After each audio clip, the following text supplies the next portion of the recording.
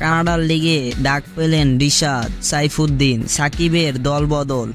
এবার টি-20 বিশ্বকাপে বল হাতে নজর কেড়েছেন তরুণ লেগ স্পিনার রিশাদ হোসেন।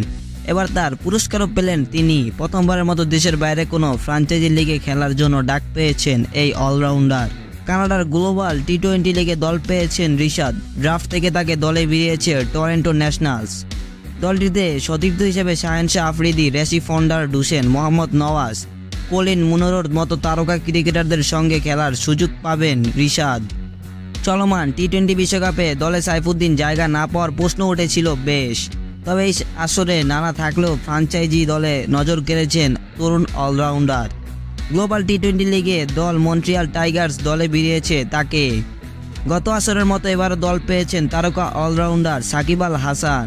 তবে এবার নতুন দলে খেলবেন তিনি। গত আসরে মন্ট্রিয়াল টাইগার্সের হয়ে খেললেও এবার টাইগার এই অলরাউন্ডার খেলবেন মিসিসেগা পান্থার্সে।